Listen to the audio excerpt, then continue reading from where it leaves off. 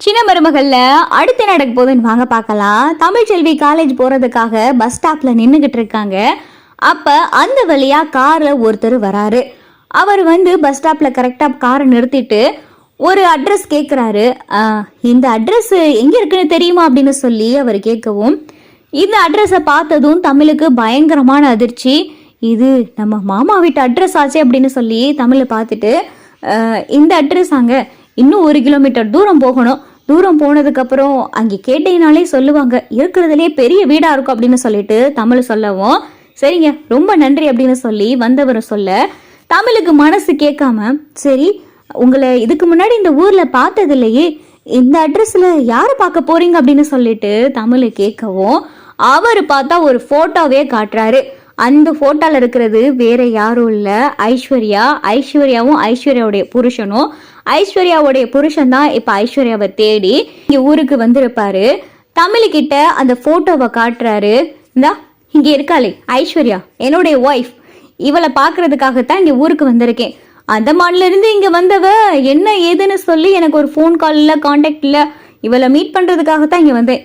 இவளுடைய அத்தை அப்புறம் இங்கே ஏதோ ஒரு மேரேஜ் ஃபங்க்ஷனுக்காக அந்தமான்லேருந்து வந்தா. அதுக்கப்புறம் அவள் ரிட்டன் இன்னும் வரல.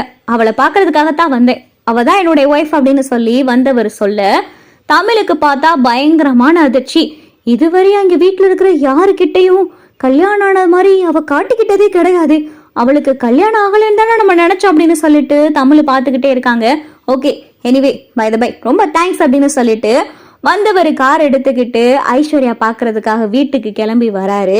இங்க அதே நேரத்துல பார்த்தா ஈஸ்வரி ராஜாங்கத்துக்கிட்ட வாயை வச்சு சும்மா இருக்காம, மாமா நீங்க தப்பா எடுத்துக்கலைன்னா உங்ககிட்ட ஒரு விஷயம் சொல்லலாமா அப்படின்னு சொல்லி இங்க ஈஸ்வரி கேட்க, என்ன ஈஸ்வரி அப்படின்னு சொல்லி ராஜா கேட்கிறாரு. இல்ல மாமா, சேதுதான் அந்த தமிழ்ச்செல்விய வேணான்னு சொல்லிட்டானே, அப்புறம் சேதுவுக்கு சட்டுப்புட்டுன்னு இன்னொரு கல்யாணத்தை பண்ணி வச்சிட வேண்டியதானே, வாழ வேண்டிய வயசுல எம்பிட்டு நாள் தான் சேதுவும் தனியா இருப்பான் அப்படின்னு சொல்லிட்டு ஈஸ்வரி சொல்லவும், அப்பதான் அப்பத்தா அடி நீ வாயை மூடிக்கிட்டு சும்மா இரு அப்படின்னு சொல்லி அப்பத்தா சொல்லவும், நான் பேசுனதுல என்னத்த தப்பு இருக்கு, சேது வாழ வேண்டிய வயசு தானே, சீக்கிரம் அவனுக்கு ஒரு கல்யாணத்தை பண்ணிட்டா அவனும் கொஞ்சம் சந்தோஷமா இருப்பாள் அப்படின்னு சொல்லி ஈஸ்வரி சொல்லவும், இங்க பாரு ஈஸ்வரி, கல்யாணம் தான் இப்படி திக்கு தெரியாம தசை தெரியாம போயிருச்சு. 2வது கல்யாணம் பார்த்து பொறுமையா இன்னும் கொஞ்சம் நாள் ஆகட்டும் அப்படின்னு சொல்லி ராஜாங்க சொல்லவோ, கையில வெண்ணையை வச்சுக்கிட்டு எதுக்கு மாமா நெய்க்கு அலையணும் அப்படின்னு சொல்லி ஈஸ்வரி சொல்லவும், என்ன ஈஸ்வரி சொல்ற அப்படின்னு சொல்லி ராஜாங்க கேட்கிறாரு. இல்ல மாமா, நீங்க சரின்னு சொன்னீங்கன்னா என் அண்ணன் பொண்ணு ஐஸ்வர்யாவதே சேதுவுக்கு கட்டி வைக்க ஏற்பாடு பண்ணலாமே அப்படின்னு சொல்லிட்டு ஈஸ்வரி சொல்லவோ, இத பார்த்துட்டு சாவித்திரியும் தாமரையும் கடந்து வயிற்றுச்சல பொங்கி, மதினி என்ன பேசுறீங்க அப்படின்னு சொல்லிட்டு வேகமா சாவித்திரி சொல்லவும், ஏன் அத்தாச்சி நான் பேசுறதுல என்ன தப்பு இருக்கு, ஏதோ தாமரைய வச்சுக்கிட்டு தாமரைக்கு கல்யாணம் ஆகாம இருந்து நான் இப்படி ஐஸ்வர்யாவை கட்டி வைக்க சொன்னா நீங்க என் மேல கோவப்படலாம். அதான் உங்க மக தாமரைக்கு பெரிய கோடீஸ்வர மாப்பிள்ளையா கல்யாணம் பண்ணி வச்சிருக்கீங்கல்ல, அப்புறம் எதுக்கு அத்தாச்சி கோவப்படுறீங்க, தாமரைக்கு இன்னும் கல்யாணம் நடக்கலன்னு நினைச்சு ஏதோ ஒரு ஞாபகத்துல பேசிக்கிட்டு இருக்கீங்களா, தாமரைக்கு கல்யாணம் ஆகி தாமரை புருஷனும் உசுரோடத்தான் இருக்கான், அதனால தாமரைய பத்தி இப்ப நான் பேச முடியாது. இங்க பாருங்க தாச்சி, கொஞ்ச நேரம் வாயை வச்சுக்கிட்டு சும்மா இருங்க, நான் என் அண்ணன் பொண்ணு ஐஸ்வர்யாவை சேதுவுக்கு கட்டி வைக்கலான்னு நினைக்கிறேன் அப்படின்னு சொல்லிட்டு ஈஸ்வரி சொல்லவும், அப்பதான் ராஜாங்கம், ஈஸ்வரி நீ பேசுறதெல்லாம் சரிதான், ஆனா சேதுவுக்கு ஏற்கனவே கல்யாணம் ஆயிருச்சு, ஐஸ்வர்யாவுக்கு இன்னும் கல்யாணம் ஆகல, எப்படி சேதுவுக்கு 2ஆம் தாரமா ஐஸ்வர்யாவை கொடுக்க அவங்க அம்மா அப்பா ஒத்துக்குருவாங்க அப்படின்னு சொல்லி ராஜாங்க சொல்லவும், மாமா என்ன இப்படி சொல்லிட்டீங்க, நீங்க சரின்னு ஒரு வார்த்தை மட்டும் சொல்லுங்க, நான் உடனே எங்க அண்ணனுக்கு போனை பண்ணி பேசி எல்லா விஷயத்தையும் சொல்லிடுறேன், அதுவும் இப்படிப்பட்ட வீட்டுல அவங்க மகளை கொடுக்கறதுக்கு எங்க அண்ணனுக்கு கசக்கவா போகுது, அதனால நீங்க சரின்னு மட்டும் சொல்லுங்க மாமா, மத்த கல்யாண ஏற்பாடெல்லாம் நான் பாத்துக்கிறேன் அப்படின்னு சொல்லிட்டு ஈஸ்வரி சொல்லவும், ராஜாங்கத்துக்கும் பார்த்தா இது சரின்னு படுது. ஏம்மா ஐஸ்வர்யா நீ என்ன நினைக்கிற அப்படின்னு சொல்லி ராஜாங்க கேட்கவும், மாமா எனக்கும் சேது மாமாவை கல்யாணம் பண்ணிக்கிறதுக்கு சம்மதம் தான் அப்படின்னு சொல்லிட்டு ஐஸ்வர்யா சொல்லவும், என்ன மாமா இப்படி கேட்டுட்டீங்க அப்படின்னு சொல்லி ஈஸ்வரி சொல்லவும், சேது பிரச்சாரத்துக்கு அம்புட்டு பேரு காலில் விழுந்து சேது பிரச்சாரத்துக்கு ஒத்தாசையா இருந்திருக்கா, பத்தாவதுக்கு படிச்சவ நாகரிகம் தெரிஞ்சவ, சேதுவோடைய அரசியல் வாழ்க்கைக்கு பக்க பலமா இருப்பா, எனக்கு தெரிஞ்சு சேதுவுக்கு சரியான ஜோடினா அது ஐஸ்வர்யா மட்டும்தான், அதனால நீங்க சரின்னு சொல்லுங்க மாமா அப்படின்னு சொல்லி ஈஸ்வரி கேட்கவும், ராஜாங்கமோ சரி ஈஸ்வரி நீ ஐஸ்வர்யாவுடைய அம்மா அப்பா கிட்ட பேசிட்டு எதா இருந்தாலும் சொல்லு அப்படின்னு சொல்லி ராஜாங்க சொல்லவும் அப்பதான் அப்பத்தா ராசாங்கம் ஏன் அவசரப்படுற அப்படின்னு சொல்லி அப்பத்தா கேட்கவும் இல்ல அத்தா பாவம் சேது எம்பிட்டு நாளுதான் அப்படி தனியா இருப்பான், அவனும் வாழ வேண்டிய வயசு, அந்த தமிழ்ச்செல்வியை வேணான்னு அவனே தூக்கி போடும்போது நம்ம பெரியவங்களா பார்த்து அவனுக்கு அடுத்த கட்ட காரியத்தை செய்ய வேண்டியதானே நல்லது அப்படின்னு சொல்லிட்டு ராஜாங்க பாட்டுக்கு சொல்லி எந்திரிச்சு போயிடுறாரு. இங்க அப்பத்தாக்கு பார்த்தா பயங்கரமான அதிர்ச்சி. என்ன ராசாங்க இப்படி சொல்லிட்டானே அப்படின்னு சொல்லி அப்பத்தா அதிர்ச்சியோட இருக்க ஐஸ்வர்யா உங்க அப்பாவுக்கு போனை போட்டுத்தா, உங்க அப்பா கிட்ட நான் பேசுறேன் அப்படின்னு சொல்லிட்டு ஈஸ்வரி சொல்லவும் அப்பதான் ஐஸ்வர்யாவுக்கு ஒரு போன் வருது.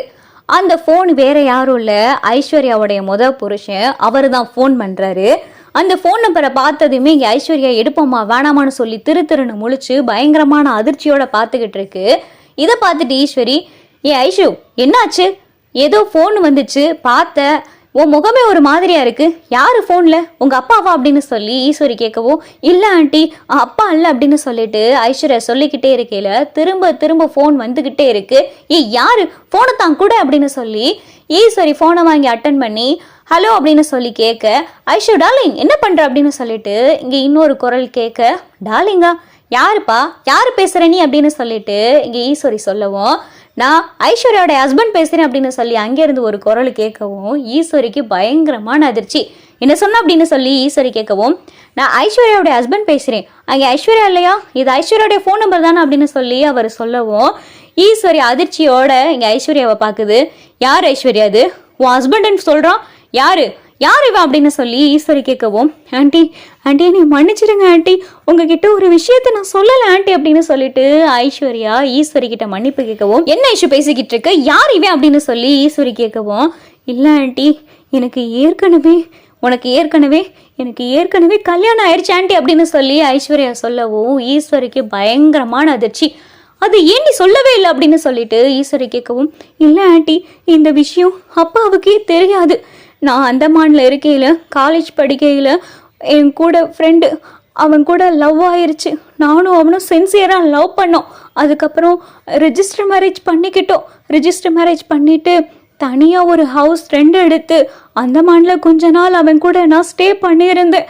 அவனுக்கும் எனக்கும் செட் ஆகாதுன்னு தெரிஞ்சு போச்சு, அதனால அவன் மேலே கோபப்பட்டு தான் நான் இங்கே ஃபங்க்ஷன் கல்யாணம் அட்டன் பண்ணுறதுக்காகவே வந்தேன்.